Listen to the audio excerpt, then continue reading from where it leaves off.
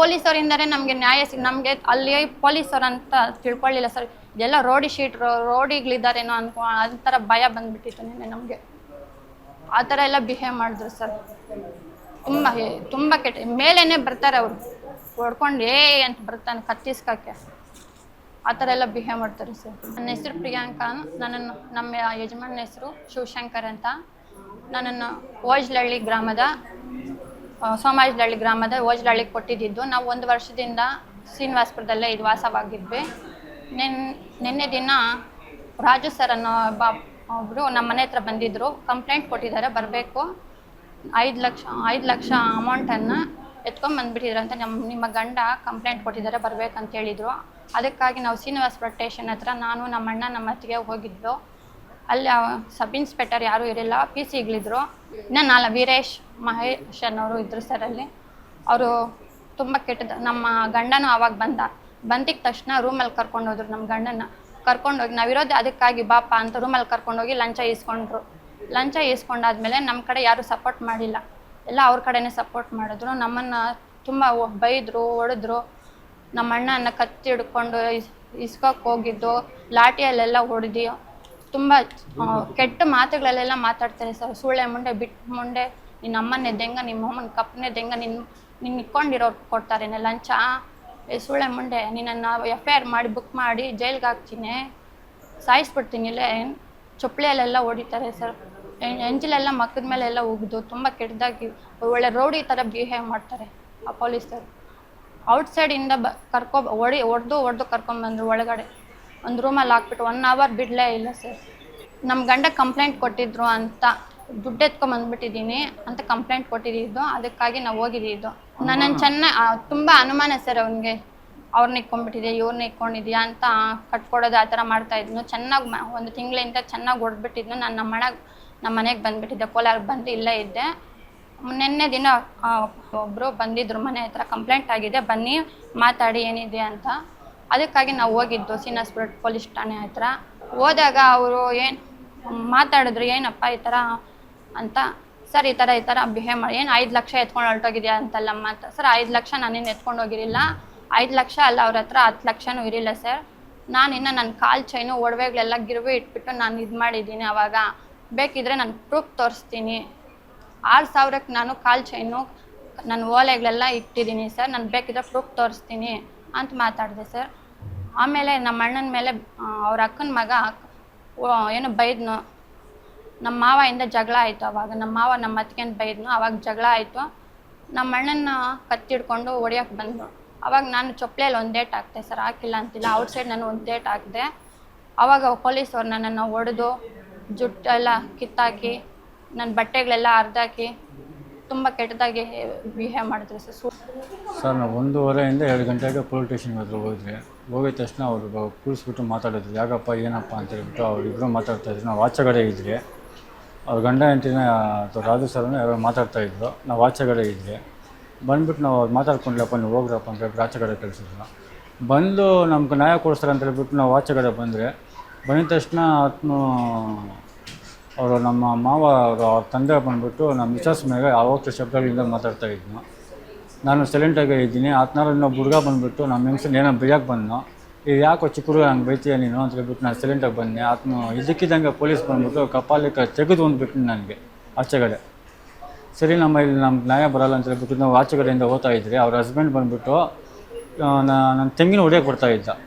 ಹೊಡ್ಯೋಕ್ಕೆ ಬಂದಾಗ ನಾನು ಹಿಡ್ಕೊಂಡಿದ್ದೆ. ನಾವು ಕೆಳಗಡೆ ಬಿದ್ದೋದ್ರಿ. ನಾವು ಬಿದ್ದೋಗ್ಬಿಟ್ಟು ಸೈಲೆಂಟಾಗಿದ್ದರೆ ಕೆಳಗಡೆ ಬಿದ್ದೋದ್ರೆ ನನ್ನ ತಂಗಿ 2 ಏಟು ಹಾಕಿದ್ಲು. ಹಾಕ್ಬಿಟ್ಟು ಆಮೇಲೆ ಪೊಲೀಸರು ಬಂದು ರೂಮಿಗೆ ಕರ್ಕೊಂಡೋಗಿ 1 ಅವರ್ ನಮ್ಮನ್ನು ಬಿಟ್ಟಿಲ್ಲ.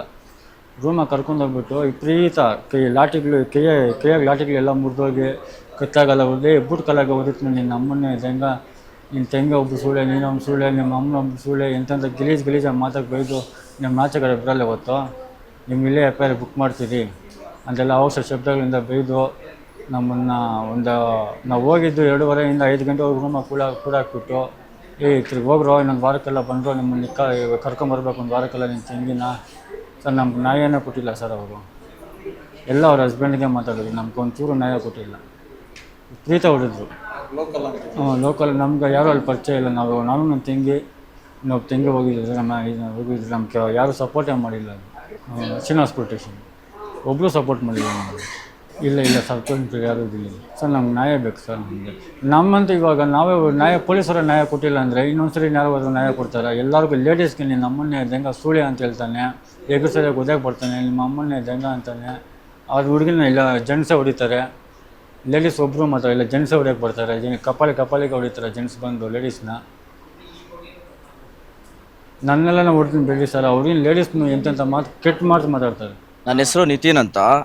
ಸೊ ಇವಾಗ ಬಂದು ಪ್ರಿಯಾಂಕಾ ಅವ್ರದ್ದು ಇದು. ಪ್ರಿಯಾಂಕಾ ಮತ್ತು ಶಂಕರಪ್ಪ. ಪ್ರಿಯಾಂಕಾ ಬಂದು ಶಂಕರಪ್ಪ ಅವರ ಹೆಂಡ್ತಿ. ಸೊ ಇವರಿಬ್ಬರದು 9 ವರ್ಷ ಆಗಿದೆ ಮದುವೆ ಆಗಿ. ಇವರು ಒಂದು ವರ್ಷದ ಹಿಂದೆಯಿಂದ ಶ್ರೀನಿವಾಸಪುರದಲ್ಲಿ ವಾಸವಾಗಿದ್ದಾರೆ. ಸೊ ಬೋಜ್ಲಹಳ್ಳಿ ಅಂತ. ಸೊ ಏನಾಗಿದೆ ಅಂದರೆ ಕಿರುಕುಳ, ಗಂಡ ಹೆಂಡತಿ ಮಧ್ಯೆ ಡೊಮೆಸ್ಟಿಕ್ ವೈಲೆನ್ಸು ನಡೀತಾನೆ ಇದೆ, ಜಗಳ. ಸೊ 6 ತಿಂಗಳು ಮುಂಚೆ ಏನಾಗಿದೆ ಅಂದರೆ ಅತ್ತೆ ಮಾವ ಗಂಡ ಸೇರಿ ಒಡೆದು ವಿಷ ಕುಡಿಸಿದ್ದಾರೆ. ಸೊ ಅದಾದಮೇಲೆ ಒಂದ್ಸರಿ ಕಂಪ್ಲೇಂಟ್ ಆಗಿತ್ತು, ಅದಾದಮೇಲೆ ಸೆಟಲ್ಮೆಂಟ್ ಆಯಿತು, ಕಾಂಪ್ರಮೈಸ್ ಆದರು. ಮಕ್ಕಳು 3 ಜನ ಇದ್ದಾರೆ, 2 ಗಂಡು ಮಗು 1 ಹೆಣ್ಣು ಮಗು. ಸೊ ಅದಾದ ನಂತರ ಅವರು ಕೋಮಾಗಿ ಹೋಗಿದ್ರು. ಕೋಮಾಗಿ ಹೋಗಿ 1 ತಿಂಗಳು ರಿಕವರ್ ಆಗಿ ಮತ್ತೆ ಸರಿ ಹೋಗಿ ಕಾಂಪ್ರಮೈಸ್ ಆಗಿ ಮತ್ತೆ ಸಂಸಾರ ಮಾಡ್ತಾಯಿದ್ರು. ಅದಾಗ ಒಂದು ವರ್ಷ ಅವರು ಕೋಲಾರಿಂದ ಶ್ರೀನಿವಾಸಪುರಕ್ಕೆ ವಾಸಕ್ಕೆ ಅಲ್ಲಿ ವಾಸ ಆಗಿದ್ರು. ಸೊ ಗಂಡ ಅನುಮಾನ ಮತ್ತು ಒಂದು ಸ್ವಲ್ಪ ಡೌರಿ ಇದು. ಸೊ ಕಿರುಕುಳ ಕೊಡ್ತಿದ್ದಾರೆ. ಹೊಡಿತಾ 15 ದಿವಸದ ಹಿಂದೆ ತುಂಬ ಹೊಡೆದಿದ್ದಾರೆ. ಸೊ ಪ್ರಾಣ ಹೋಗೋ ಥರನೇ ಹೊಡೆದಿದ್ದಾರೆ. ಸೊ ಅದಕ್ಕೆ ಏನು ಮಾಡಿದ್ದಾರೆ, ಪ್ರಿಯಾಂಕಾ ಅನ್ನೋರು ಗಂಡನ ಮನೆಯಿಂದ ಬಿಟ್ಟು ಅವ್ರ ಅಣ್ಣ, ಅವ್ರಿಗೆ ತಂದೆ ತಾಯಿ ಯಾರೂ ಇಲ್ಲ, ಚಿಕ್ಕ ವಯಸ್ಸಲ್ಲೇ ತೀರ್ಕೊಂಡಿದ್ದಾರೆ. ಅಣ್ಣ ಗಾರೆ ಕೆಲಸ ಮಾಡ್ತಾರೆ, ಏನೂ ಇಲ್ಲ ಪಾಪ ಅವ್ರ ಹಿನ್ನೆಲೆ. ಅವ್ರ ಅಣ್ಣನ ಮನೆ ಕೋಲಾರಕ್ಕೆ ಹುಡ್ಕೊಂಡು ಓಡೋಗಿದ್ದಾರೆ. ಸೊ ಅಲ್ಲೋಗಿ 15 ದಿನ ಮುಂಚಿತವಾಗಿ ಅಲ್ಲೋಗಿ ಇದ್ದಾರೆ. ಸೊ ಅದಾದ ನಂತರ ಅವರೇನು ಕಂಪ್ಲೇಂಟ್ ಕೊಟ್ಟಿಲ್ಲ, ಏನೂ ಕೊಟ್ಟಿಲ್ಲ. ಪಾಪ ಅಮಾಯಕರು ಅನ್ನೋದಕ್ಕಿಂತ ಮುಗ್ಧರು ಅವರು. ಸೊ ಕಂಪ್ಲೇಂಟ್ ಕೊಟ್ಟಿಲ್ಲ, ಏನೂ ಇಲ್ಲ. ಅದಾದಮೇಲೆ ಏನಾಗಿದೆ, ಪೊಲೀಸರು ಒಬ್ಬರು ರಾಜು ಅನ್ನೋರಂತೆ, ಅವರು ಮನೆ ಹತ್ರ ಬಂದಿದ್ರಂತೆ. ನಿಮ್ಮ ಹಸ್ಬೆಂಡ್ ಅವರು ಕಂಪ್ಲೇಂಟ್ ಕೊಟ್ಟಿದ್ದಾರೆ ಬನ್ನಿ ಅಂತ. ಸೊ ಅವರು ಪೊಲೀಸವ್ರು ಕರೆದಿದ್ದಾರಲ್ಲ, ನಮ್ಮ ರಕ್ಷಣೆಗೆ ಇರೋದವರು, ನಾವು ಇರೋದು ಹೇಳೋಣ ಸ್ಟೋರಿ ಅಂದ್ಬಿಟ್ಟು ಅವ್ರ ಅಣ್ಣನ ಕರ್ಕೊಂಡು ಸ್ಟೇಷನ್ಗೆ ಹೋಗಿದ್ದಾರೆ. ಸೊ ಸ್ಟೇಷನ್ ಆಚೆಗಡೆ ಏನಾಗಿದ್ದಾರೆ, ಅವ್ರ ಗಂಡ ಹೆಂಡ್ತಿ ಜಗಳ ಆಡಿದ್ದಾರೆ. ಜಗಳ ಆದಮೇಲೆ ಏನಾಗಿದೆ, ಪೊಲೀಸವರು ಬಂದಿದ್ದಾರೆ, ಕರ್ಕೊಂಡು ಹೋಗಿದ್ದಾರೆ. ಸೊ ಹಣಕ್ಕೆ ಶಾಮೀಲಾಗಿ ಪೊಲೀಸವರು